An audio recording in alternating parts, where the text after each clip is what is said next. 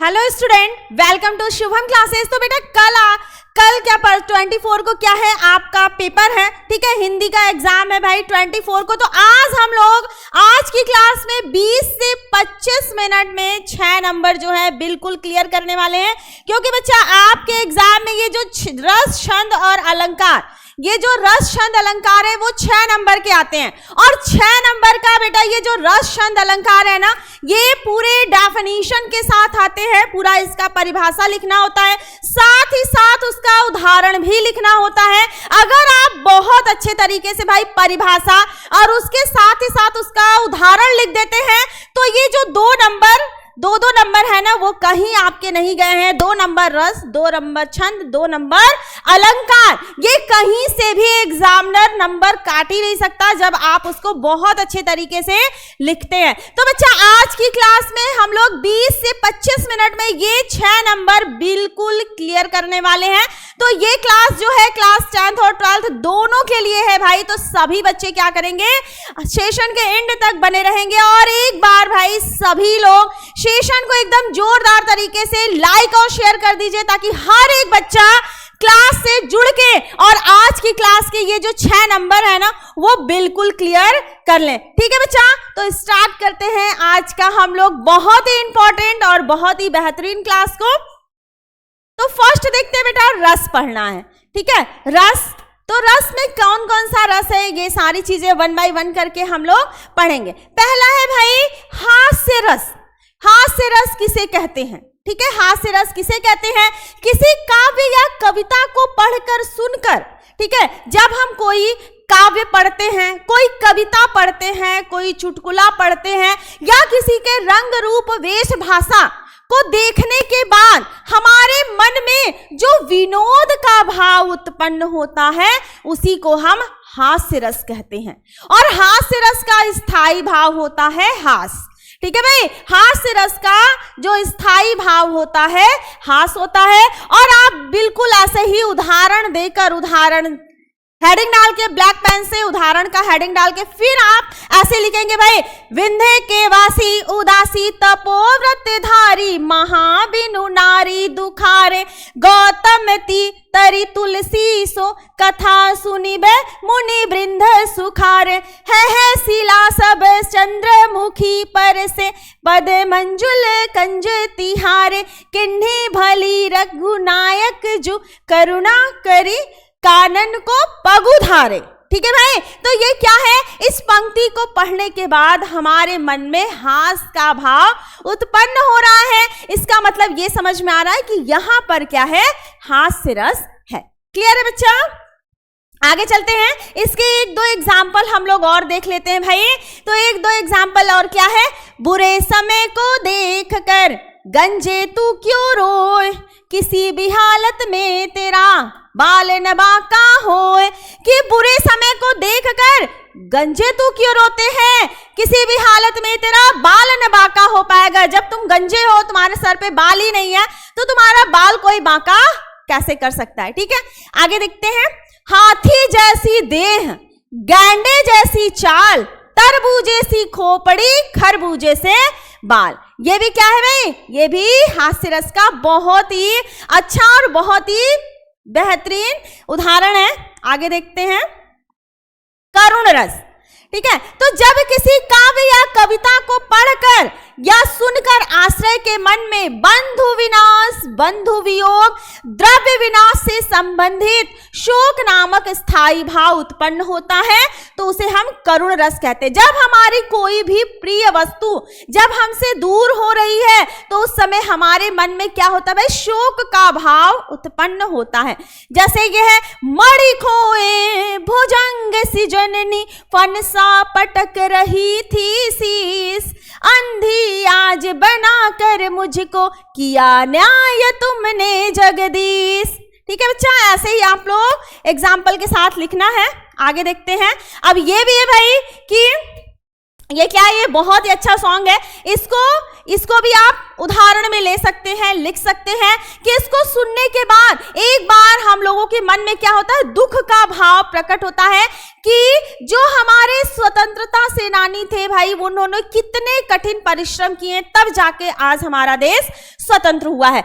ये क्या भाई, ऐ मेरे वतन के लोगों जरा आंख में भर लो पानी, जो शहीद हुए हैं उनकी जरा याद करो कुर्बानी, जब घायल हुआ हिमालय खतरे में पड़ी आजादी, जब तक थी सांस लड़े फिर अपनी लाश बिछा दी। ठीक है बच्चा, तो ये भी क्या है, करुण रस का बहुत ही अच्छा एग्जाम्पल है।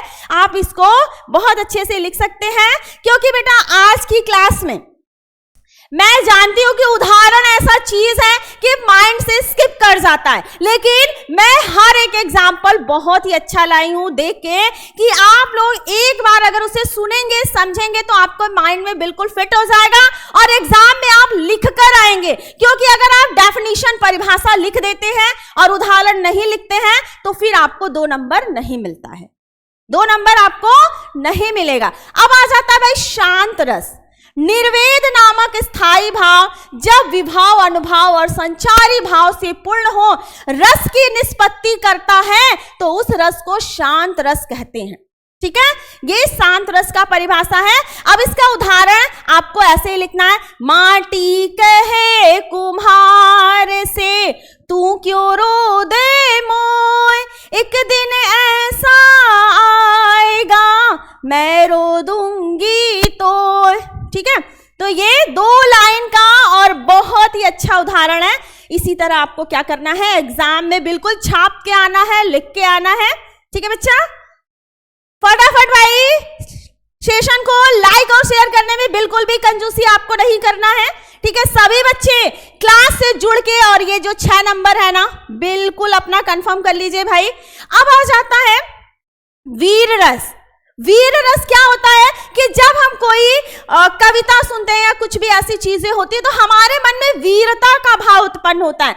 जब विभाव, अनुभाव तथा संचारी भाव का संयोग होता है तो उत्साह नामक स्थायी भाव से वीर रस की उत्पत्ति होती। जैसे मैं बोलूं मारो उसको 2 थप्पड़, ठीक है, तो आपके मन में उत्साह आएगा कि नहीं उसको मार देना चाहिए। तो वो क्या होता है, जब उत्साह नामक स्थायी भाव होता है तो वहां पर वीर रस की उत्पत्ति होती है। जैसे आप ये देखेंगे ना, बुंदेले हर बोलो के मुंह हमने सुनी कहानी थी, खूब लड़ी मर्दानी वह तो झांसी वाली रानी थी। अब ये सुनने के बाद हमारे मन में क्या आ रहा है भाई, हमारे मन में वीरता का, उत्साह का भाव आ रहा है। जितनी बार हम सुनेंगे ना हमारे मन में उत्साह का भाव आता है और इसी उत्साह नामक भाव से क्या होता है, वीर रस की उत्पत्ति होती है। क्लियर है? क्लियर है भाई सभी बच्चों को? तो सभी बच्चे फटाफट थंब देते रहेंगे। अब आ जाता है सिंगार रस। सिंगार रस में क्या है भाई, जब विभाव, अनुभाव, ठीक है, जब विभाव, अनुभाव तथा संचारी भाव का संयोग होता है तो रति नामक स्थायी भाव से सिंगार रस की क्या होती है, उत्पत्ति होती है। फॉर एग्जाम्पल देखते हैं, कहत नटत रीझत खीझत मिलत खिलत लजियात, भरे भौन में करत है नैन हुसी सो बात। ये राधिका जी हैं और कृष्ण भगवान है। ठीक है, ये क्या करते हैं भाई, पूरे महल में, पूरे सभा में आंखों ही आंखों से क्या करते हैं भाई, बातें करते हैं। तो ये एग्जाम्पल भी आपके लिए बहुत ही अच्छा है। आगे चलते हैं भाई।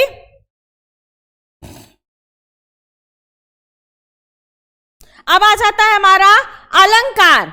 ठीक है, हमारा क्या आ जाता है, अलंकार आ जाता है। इसमें है भाई उपमा अलंकार। ठीक है, तो जहां किसी वस्तु या व्यक्ति को किसी अन्य वस्तु या व्यक्ति से समान गुण धर्म के आधार पर तुलना किया जाए या समानता बताई जाए, वहां पर क्या होता है, वहां पर आपका उपमा अलंकार होता है। जैसे हरिपद कोमल कमल से या पीपर पात सरिस मन डोला, इसका शॉर्ट ट्रिक ये है कि जब योजक चिन्ह के बाद सा, सी, से, फिर सरिस, ठीक है, या फिर सरिस आ जाए, वहां पर क्या हो जाता है, वहां पर आपका उपमा अलंकार हो जाता है। जैसे पीपर पात सरिस मन डोला, ठीक है, यहां योजक चिन्ह के बाद क्या आ गया भाई, सरिस आ गया। क्लियर है?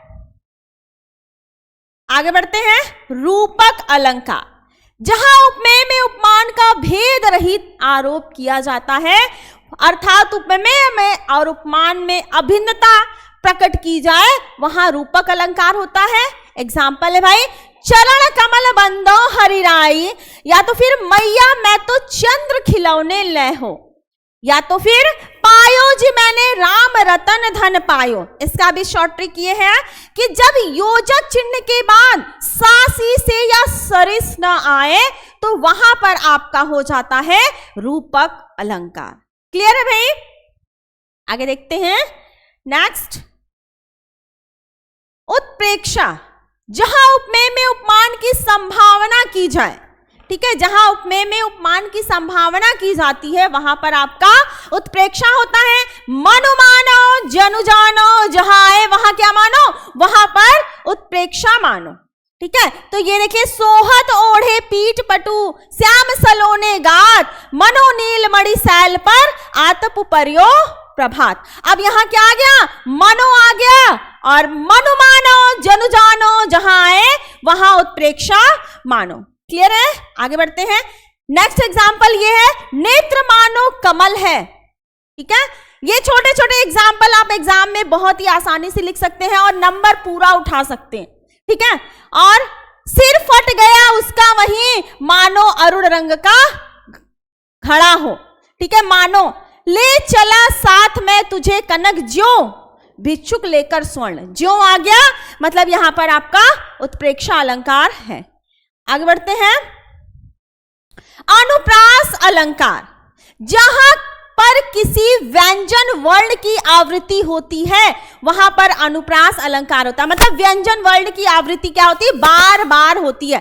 अब जैसे यहां देखिए, तरनी तनुजा तट तमाल तरुअर बहु छाए, ये देखिए तरुअर, ये देख रहे हैं ना आप लोग, यहां तक है, बार बार एक ही वर्ण की आवृत्ति हो रही है, त त त त बार बार आ रहा है। तरनी तनुजा तट तमाल, ये देखिए, ये क्या है भाई, यहां पर अनुप्रास अलंकार है। नेक्स्ट देखते हैं, कोमल कलाप कोकिल कमलीय कुकती, क क क बार बार आ रहा है ना, क वर्ण की आवृत्ति बार बार हो रही है, इसलिए यहां पर क्या हो गया, अनुप्रास अलंकार हो गया। नेक्स्ट है, रघुपति राघव राजा राम, यहां पे र र र र बार बार आ रहा है, इसलिए यहां पर क्या हो गया, अनुप्रास। और ये भी है, चारु चंद्र की चंचल किरणें, ठीक है, चारु चंद्र की चंचल किरणें खेल रही जलथल में, च च च, यहां पर बार बार च वर्ण की आवृत्ति हो रही है, इसलिए यहां पर आपका अनुप्रास अलंकार है। तो आई होप भाई ये सभी को क्लियर हो गया होगा। ठीक है, आगे बढ़ते हैं। यमक अलंकार, जब एक ही शब्द दो या दो से अधिक बार आते हैं पर उनका अर्थ क्या होता है, हर एक जगह अलग अलग होता है। ठीक है, उनका अर्थ क्या हो जाता है, अलग अलग हो जाता है, वहां पर आपका यमक अलंकार हो जाता है। जैसे कनक कनकते 100 गुनी मादकता अधिकार, वह खाए बौराए जग या पाए बौराए। अब कनक कनक दो बार यहां कनक आया है, कनक यहां पर दो बार आया है, और एक कनक का अर्थ क्या है, धतूरा होता है, और एक कनक का अर्थ सोना होता है। धतूरा खाकर आदमी पागल हो जाता है, और जब ढेर सारा आपको सोना मिल जाए तब भी आप पागल हो जाएंगे। दोनों ही कंडीशन में वही होता है, लेकिन क्या है, दोनों का अर्थ जो है वो अलग अलग है। एक खा के आदमी बौरा जाता है और एक पा के आदमी बौरा जाता है। क्लियर है? नेक्स्ट है, काली घटा का घमंड घटा, यहां पर भी है, घटा घटा दो बार आ गया, काली घटा का घमंड घटा। आगे चलते हैं भाई, श्लेष अलंकार, जहां पर कोई शब्द एक ही बार आए पर उसके अर्थ क्या हो जाए, अलग अलग हो जाए।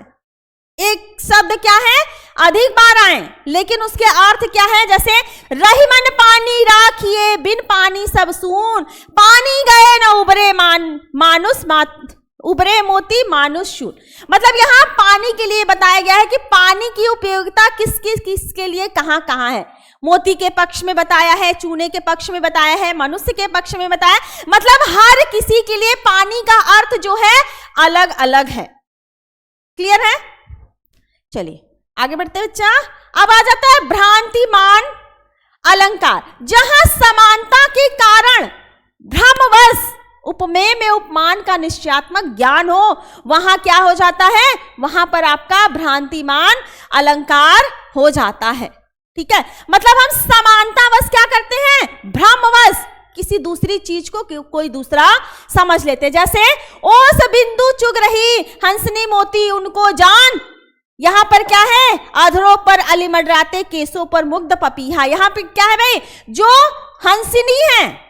हंसिनी है, ठीक है, वो जो ओस की बूंदे गिरी हुई हैं, घास के ऊपर जो ओस की बूंदे गिरी हुई है ना, अगर आप दूर से देखेंगे ना तो आपको ऐसा लगता है कि वह मोती है ना। तो जो हंसिनी है वो ओस की बूंदों को मोती समझकर इधर उधर चुग रही है, उसको बिन रही है। मतलब भ्रमवश उसको ये समझ में नहीं आया कि वो क्या है, मोती है कि ओस है, ये भ्रमवश उसने क्या किया, उसको मोती समझ लिया। संदेह अलंकार, अब यहां क्या है, संशय बना रहता है, संदेह बना रहता है जब उपमेय और उपमान में समानता देखकर यह निश्चित हो नहीं पाता कि उपमान वास्तव में उपमेय है या नहीं। अर्थात किसी व्यक्ति या वस्तु को देखकर संशय बना रहे, मतलब आशंका यहां पर बना रहे, वहां पर संदेह अलंकार होता है। और इसका बहुत ही अच्छा एग्जाम्पल है, आप एग्जाम में लिखेंगे ना बहुत अच्छे नंबर मिलेंगे भाई आपको। ये देखिए, सारी विच नारी है कि नारी विच सारी है, सारी ही की नारी है कि नारी ही की सारी है। अब यहां पर संदेह बना हुआ है कि सारी के बीच में नारी है कि नारी के बीच में सारी है, मतलब ये संशय जो है, ये संदेह बना हुआ है, इसमें क्लियर नहीं हो पा रहा है, तो यहां क्या है भाई, संदेह अलंकार है। नेक्स्ट है, यह काया है या शेष उसी की छाया, क्षण भर उसकी कुछ नहीं समझ में आया। अब क्षण भर मैंने उसको देखा, समझ में ही नहीं आया कि उसकी छाया है या काया है। काया मीन्स समझते हैं ना आप लोग, काया मीन्स होता है शरीर। क्षण भर उसको देखा और समझ में, जैसे कभी कभी होता है ना कि हम लोगों को लगता है झटके में कोई देखा और ऐसा लगता है कि नहीं वही था, हो सकता है वो नहीं रहा, मतलब मन में क्या संदेह बना रहता है, क्लियर नहीं हो पाता। तो वही है भाई कि यह काया है या शेष उसी की छाया, क्षण भर उसकी कुछ नहीं समझ में आया, उसके क्षण भर से कुछ भी समझ में नहीं आया कि काया है या छाया है। क्लियर है भाई?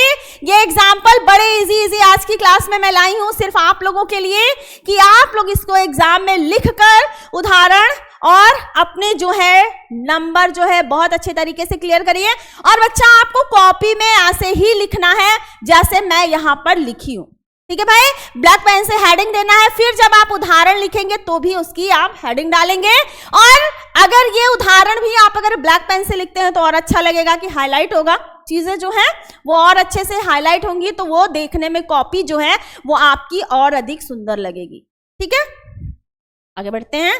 अब आ जाता है हमारा छंद है भाई, छंद है रोला है। यह 4 पंक्तियों वाला एक सममात्रिक छंद होता है और प्रत्येक चरण में 13 और 11 क्या होती हैं, मात्राएं होती हैं।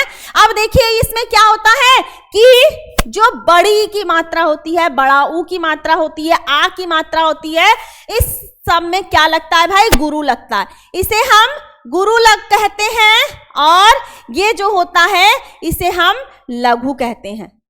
तो जहां पर भी छोटी ई की मात्रा हो, छोटा ऊ की मात्रा हो, ठीक है, या तो फिर जैसे अमन, अमन हो गया ना, इसमें कोई भी मात्रा नहीं है तो 1 1 1 लगेगा।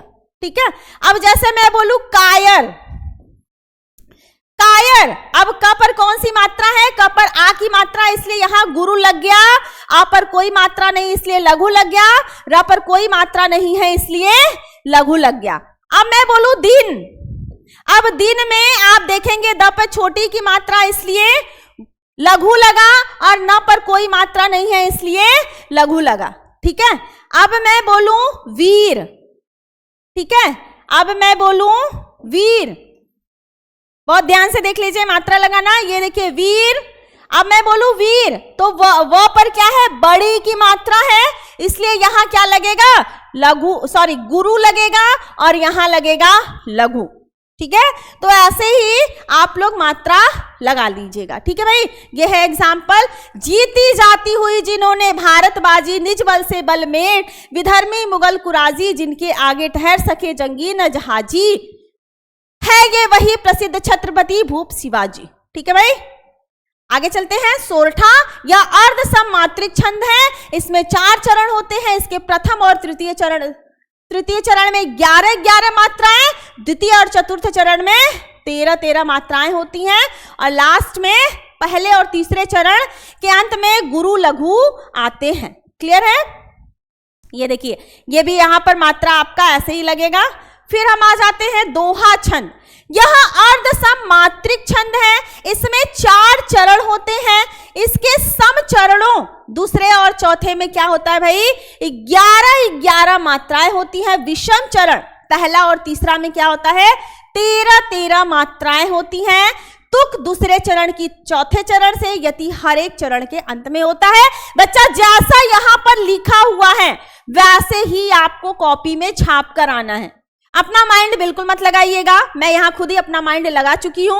ठीक है, तो बस आप इसको फॉलो करिएगा जैसे यहां लिखा हुआ, सिर्फ और सिर्फ आपको सिर्फ कॉपी पेस्ट करना है। अब आप पन्ने पे लिख के ले जाके कॉपी पेस्ट मत करिएगा। ठीक है, कारज धीरे होत है काहे होत अधीर, समय पाए तरुअल फरे केतर सींचो नीर। कुंडलियां हैं, यह विषम मात्रिक एवं संयुक्त छंद है। इस छंद का निर्माण दोहा और रोल्ला के संयोग से होता है। ठीक है, यहां पर दे दिया ना कि यह संयुक्त छंद है। इसका निर्माण कैसे होता है, इसका निर्माण दोहा और रोला के संयोग से होता है। इसके 6 चरण होते हैं, आरंभ में दोहा और पश्चात में 2 छंद रोला के होते हैं, और इसके प्रत्येक चरण में 24 मात्राएं होती हैं। अब देख लीजिए, सावन बरसा जोर से प्रमुदित हुआ किसान, लगा रोपने खेत में आशाओं के धान, मधुर स्वर कोयल बोले लिए प्रेम संदेश, मेघ सावन के डोले ठकुरेला कविराय, लगा सबको मन भावन, मन में भरे उमंग झूमता गाता सावन। अब इससे इजी, इससे आसान आपको एग्जाम्पल कहीं मिलने वाला नहीं है। ठीक है, इससे इजी, इससे आसान आपको कहीं भी एग्जाम्पल मिलने वाला नहीं है। क्लियर है भाई सभी बच्चों को? तो बस जैसे मैंने मात्रा बताया ना, जैसे ये आप देख लीजिए, ये सावन, सावन पे गुरु लगा, वह न कुछ मात्रा नहीं है, यहां पर लघु लग गया। वर्षा गुरु गुरु लघु, सॉरी लघु लघु गुरु, जोर ओ की मात्रा है, इसलिए गुरु फिर लघु, ऐसे ही मात्रा आपको लगानी है। ठीक है बच्चा, अब आ जाता है चौपाई। चौपाई में क्या होते हैं भाई, यह 4 चरण वाले इस सममात्रिक छंद के प्रत्येक चरण में 16 मात्राएं होती हैं, और चरण के अंत में जगण अथवा तगण नहीं होता। प्रथम तथा द्वितीय चरणों में तुक समान होती है। प्रथम और किसमें होता है, तृतीय चरण में, द्वितीय चरण में।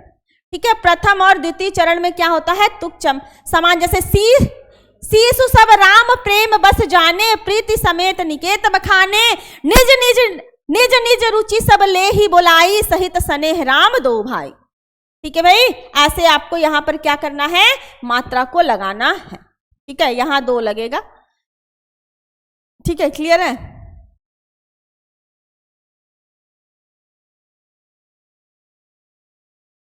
ठीक है, तो आज की क्लास में बेटा आपके रस छंद अलंकार बहुत अच्छे से क्लियर हो गए होंगे।